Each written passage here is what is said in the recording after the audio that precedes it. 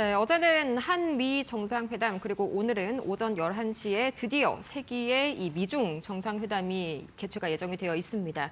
과연 오늘 우리가 주목해야 할 포인트 어떤 게 있을지 이철 박사 모시고 이야기 나눠볼게요. 어서 오세요. 네, 드디어 이 시진핑 주석이 11년 만에 한국을 굉장히 오랜만에 방문을 하죠. 이제 오늘 오전 11시에 드디어 미중 정상들이 얼굴을 맞댈 예정인데 이 밤사이에도 굉장히 긍정적인 기사들이 많이 쏟아져 나왔습니다. 미국 측은 블랙엘 칩을 이 중국에 수출하는 그런 내용을 한번 검토하겠다라고 했고요. 중국은 본격적으로 미국산 대두를 다시 한번 좀 수입을 하겠다고 밝혔는데 이 양국 관계가 완전히 좀 새로운 국면으로 접어든 것인가 이런 의문이 저는 들더라고요. 잠깐 이런 걸까요? 쭉 한번 이어질까요? 지금 말씀하신 사안들은 좋은 신호들인데, 근데 사실 또 예상되어던 일입니다. 그렇죠. 예, 그래서 지금 중요한 결정적인 이슈들은 아직 계속 협상이 되고 있는 것 같고, 네. 그리고 이제 파국으로 가지 않고 좋은 쪽으로 양국이 노력하고 있다는 것을 이렇게 보여주는 것으로 해석이 됩니다. 네, 시장이 워낙 이제 관련 추측들이 많다 보니까 여기에 대해서 뭔가 중간중간에 실망감을 좀 주지 않으려는 그런 양국 정부의 노력도 약간은 좀 돋보이고 있는 요즘입니다. 뭐 가장 중요한 건 오늘 결과가 나와야겠죠? 네, 그렇습니다. 네, 좋습니다. 그러면 이제 어젯밤에 본격적으로 한미 정상회담 관련해서 세부 합의안이 발표가 됐는데요.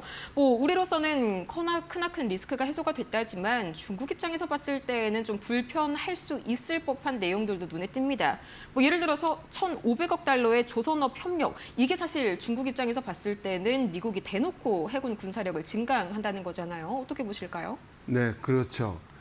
그리고 그 부분에 대해서는 이미 그 하나그룹의 미국 법인에 대해서 이미 제재를 가함으로써 그렇죠. 중국의 불쾌감은 충분히 표현이 됐다고 생각이 됩니다. 네. 그리고 지금 중국의 국영 매체가 지금 한미 정상회담의 결과 그리고 이재명 대통령이 제기한 핵동력 잠수함에 대한 이야기가 네. 모두 보도가 됐습니다. 근데 보도하고 있는 톤을 보면 긍정적인 이야기도 없고 부정적인 이야기도 없습니다. 네. 예, 그런데 이렇게 시그널이 나온 거는 상당히 좀 신속한 대응이어서 네. 이미 상당 부분 알고 있었다는 느낌이고요. 그리고 지금 주위에서 그 결과를 보겠다는 그런 입장으로 보입니다. 네. 상당히 이제 중국 입장에서 봤을 때에는 다소는 약간 좀 걸릴 수 있는 그런 내용들이 나왔음에도 불구하고 또 오늘 양국 간의 가장 핵심적인 이야기는 어떤 게 나와야 되는지 좀 우리가 주의 깊게 봐야 하는 이유가 될 것 같네요. 그러면 이제 오늘 미중 정상회담을 앞두고 양국이 뭐 계속해서 좋은 기사를 내놓고는 있습니다만 가장 중요한 부분에 대해서는 약간은 좀 내용이 부족하다는 생각도 저는 들거든요. 펜타닐, 히토류, 대두 이렇게 세 가지를 놓고 봤을 때 가장 좀 합의가 힘든 지점은 어디라고 보실까요? 사실 펜타닐, 대두 모두 어렵지 않은 그런 조건들입니다. 네. 그렇기 때문에 지금 미중 협상의 가장 중요한 안건은 아니라고 역으로 그렇게 추정해 볼 수 있는 부분이고요. 그리고 이런 이슈들의 한 가지 특징이 언제든 번복될 수 있는 가능성을 가지고 있는 그런 조건들이라는 점에서 뒤집어질 수가 있겠네요. 네, 그래서 이것은 미중이 이제 합의를 이뤘구나라고 이렇게 안심하기보다는 요번에도 잘 넘어갔다 정도로 해석하는 것이 좋을 것 같습니다. 그러면은 이제 뭐 말씀 주신 대로 대두랑 또 이어서 펜타닐 같은 경우에는 계속해서 이야기가 나오고 있는데 뭔가 히토류에 대해서는 명확한 이야기들이 안 나오더라고요. 그게 약간 말씀 주신 대로 중국의 좀 핵심적인 카드가 되지 않을까 싶기도 하고요. 또 이제 또 다른 관전 포인트가 대만이랑 북한이죠. 네. 사실상 중국 입장에서 봤을 때는 대만도 좀 포기할 수 없는 어떤 강력한 카드일 텐데 어제 보니까 또 이제 CCTV에서 대만과의 무력 통일 가능성을 배제하지 않고 있다. 다시 한번 강조를 했습니다. 이 대만 이슈부터 한번 살펴볼까요? 예, 대만 이슈는 중국 공산당의 입장에서는 이것이 어떤 이슈라고 할 수 있는 정도가 아니라 이제 국가가 온 힘을 기울여서 추진하고 있는 큰 국가 전략 목표입니다. 그래서 이것은 절대 양보할 수 없는 그리고 사실은 계속해서 그렇게 얘기해 왔습니다. 이것은 중국의 최대의 레드라인이고 이걸 밟지 말라. 바이든 대통령 때도 그렇게 바이든 대통령에게 계속 이야기를 했고 심지어 바이든 대통령이 이 그 하한에 대해서 이야기하자고 할 때 네. 이게 얘기 안 되면 다른 걸 얘기할 필요도 없다라고 했던 부분이라서 네, 그렇습니다. 역설적으로 중국 입장에서는 대만 이슈에 대해서 미국이 만일 양보한다면 기타 경제적인 이슈 같은 것은 상당한 정도로 양보할 수 있는 그만큼이나 중요도가 큰 이슈라고 하겠습니다. 네, 상당히 좀 대만 부분에 있어서는 양국이 굉장히 조심스러운 입장을 보이고 있는 것 같습니다. 특히나 이번에도 제가 보니까 대만에서는 라이칭더 총통을 대신해서 이 린신 총통 선임 고문이 참석을 했는데 이것도 약간 중국 눈치를 어느 정도 본 거겠죠. 그런데 이제 라이칭더가 온다는 거는 이제 중국 입장에서 보면 뭐 선전포고하는 거랑 다름이 없을 정도로 큰 정치적 이슈가 되기 때문에 그렇죠. 절대로 이제 그렇게 할 수는 이제 없는 거죠. 네, 마찬가지로 이게 얼마나 민감한 카드인지를 보여주는 그런 대목 같습니다. 이어서 이제 북한 문제도 한번 이야기를 해볼 텐데 상당히 좀 돌아가는 게 재밌습니다. 트럼프가 계속해서 러브콜을 보냈다가 북한이 이틀 전쯤이었죠. 이제 함대지 미사일로 거기에다가 뭔가 응답을 했는데 여기에 대해서 또 트럼프 대통령이 밤사이에 북한이 이렇게 미사일을 보낸 거는 하루 이틀 일이 아니다. 다시 한번 좀 온건적인 메시지를 보내는 움직임이 나타났는데 깜짝 회동 아직까지도 좀 기대해 볼 수 있을까요? 지금 봐서는 그렇게 낙관할 수 없는 상황으로 보이죠. 그런가요? 예, 구조적으로요. 북한은 분명하게 태도를 이제 밝혔습니다. 네. 우리를 핵 보유국으로 인정을 하면 만나겠다라는 것이고 지금 트럼프 대통령의 입장에서는 그걸 간단히 넘겨줄 수 없거니와 그렇죠. 그럼 다른 떡이라고 할까요? 뭐 다른 것을 제시할 게 별로 없는 거죠. 그렇죠. 사실상 미국 측에서 뭔가 그걸 대체할 만한 새로운 카드를 제시를 해야 하는데 사실 그걸 핵보유국을 인정하는 것 외에는 뭐 뾰족한 수가 없는 게 사실 미국의 입장입니다. 그렇기 때문에 뭐 트럼프 대통령도 계속해서 온건한 입장으로 손을 먼저 내밀고 있는 거겠죠. 자, 그러면 이제 11월 1일에는 계속해서 시진핑 주석과 또 이제 이재명 대통령 간의 한중 정상회담이 열리는데 뭐 우리 입장에서는 상당히 좀 먼저 무비자 입국 같은 유화적인 정책들을 먼저 펼쳤다고 봅니다. 이제 과연 거기에 대해서 중국이 사드 문제에 이어서 좀 태도를 변화할 것인가? 저는 그게 가장 궁금한데요. 우리 충분한 카드 줬지 않았을까요, 지금까지? 지금 그 한중 관계를 보면 일단 중국이 표현이 새로운 시작을 하자는 거였잖아요. 새로운 시작이요. 예, 근데 그것이 중국식 화법으로는 지금까지는 안 좋았어. 라는 뜻입니다, 그게. 돌려말하는 특성이 있는데. 그래서 그것은 또 다른 의미로는 그러니까 한번 바꿔보자라는 뜻이기도 하거든요. 그것은 중국에서 볼 때는 이재명 정부가 과거에 비해서 뭔가 중국이 바라는 쪽에 입장을 취해줄 수 있지 않느냐라는 희망을 가진다는 뜻이고요. 우리 입장에서는 그동안 수년 동안 시진핑 주석의 방안을 촉구해왔지만 이번에서야 이제 온 것이거든요. 그리고 우리로서는 중국에게 요청하는 것은 일관되게 두 가지입니다. 북한 관계된 부분하고 경제 관계된 부분이거든요.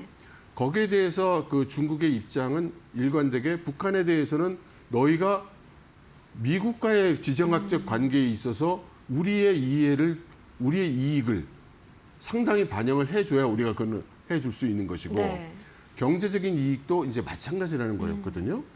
그래서 이번에 잘 되느냐 안 되느냐에 우리가 바랄 수 있는 건 경제적으로 우리 국가에 도움이 되는 결과인데 그것은 사실은 아마 발표되긴 어렵겠지만 중국, 미국, 한국 사이의 지정학적인 역학관계가 새로 조정이 잘 돼야 될 걸로 보입니다.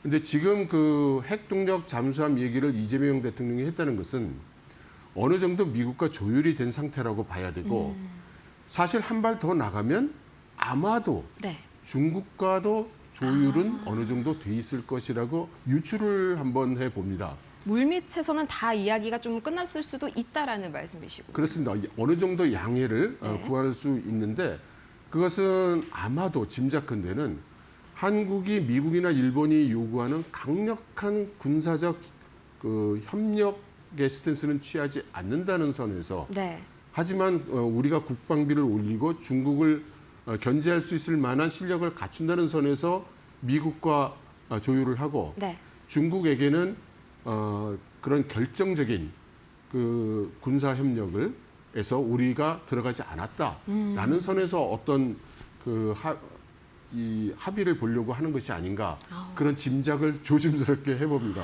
네, 근데 상당히 뭐 저도 약간 보면서 물음표를 지었던 게 그동안 이제 이재명 대통령의 행보를 보자면 언론에서는 이제 표면적으로는 이제 우리가 뭐 안보는 미국 쪽, 경제는 중국 쪽 이거에서 살짝 좀 미국 쪽으로 틀고 있다 이렇게 말은 했지만 또 중국이 이렇게 11년 만에 방한을 한다는 게 사실 뭐 물밑에서는 다른 이야기가 펼쳐지지 않고 있나 했는데 이것도 마찬가지로 미국 보기에 조금 좋아 보이는 발언을 한 걸로 해석을 할 수가 있겠죠. 네, 그렇습니다.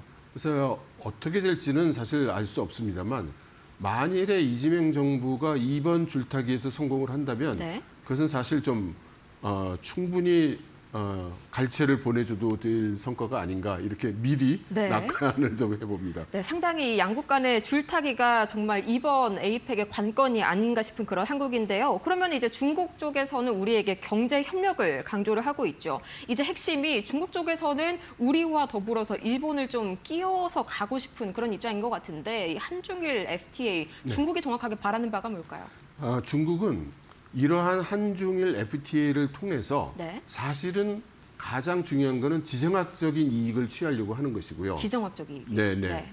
그러면서 이제 명분으로 내세우는 거는 한국, 중국 그리고 일본 세 나라가 어떤 경제 블록을 이루게 되면 이 블록의 GDP가 이 삼국의 GDP가 EU보다 큽니다. 유럽연합보다 더 큰가요? 네. 그래서 세계 최대의 경제 블록이 된다는 거죠. 네. 동시에 중국 입장에서는 이제는 미국과 유럽을 통해서 어떤 과학기술이나 새로운 비즈니스 모델을 들여오기가 좀 날이 갈수록 그렇죠. 어려워지고 있으니 차선책으로 일본, 한국과의 협력을 통해서 그것을 얻으려고 하는 것 같습니다. 그리고 한일 관계가 그렇게 좋지만은 원만하지만은 않은 것이기 때문에 네. 중국이 충분히 주도권을 가질 수 있다고 생각하는 것 같죠.